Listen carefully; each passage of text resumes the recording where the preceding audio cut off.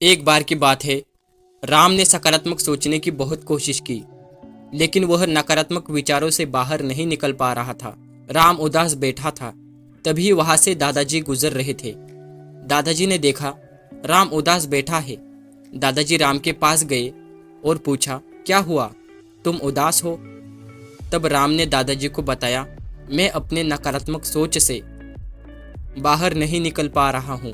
यह सुनने के बाद दादाजी राम के पास बैठ गए और राम से कहा, मैं तुम्हें एक बुजुर्ग व्यक्ति की कहानी सुनाता हूँ कि मात्र उन्होंने अपनी सोच बदली और उनका जीवन बदल गया।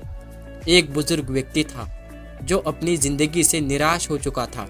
उनके पास कोई काम नहीं था, कोई परिवार नहीं था और उनकी सेहत भी ठीक नहीं थी। उस व्यक्ति ने सोचा कि उनके जीवन का कोई मकसद नहीं है और उन्होंने सोचा कि वह अपनी जिंदगी से हार मानते हैं। एक दिन वह व्यक्ति एक युवा से मिले जो कि कुछ समय पहले वह रेस हार गया था। युवा ने उन्हें बताया कि रेस हारना हमेशा से हमें हार मानने के लिए कारण नहीं होता है।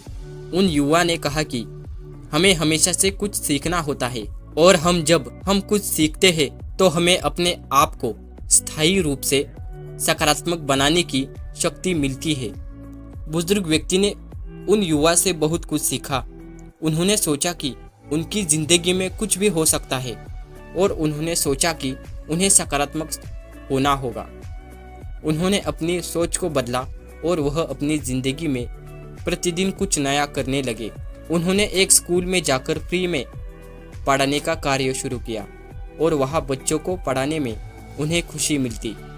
उन्होंने एक छोटी सी दुकान खोली और वहाँ लोगों को सामान बेचने में उन्हें खुशी मिलती।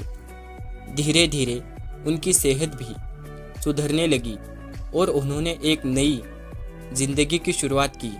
उन्होंने सोचा कि उनकी जिंदगी में कुछ भी हो सकता है और वह सकारात्मक होने की शक्ति रखते हैं।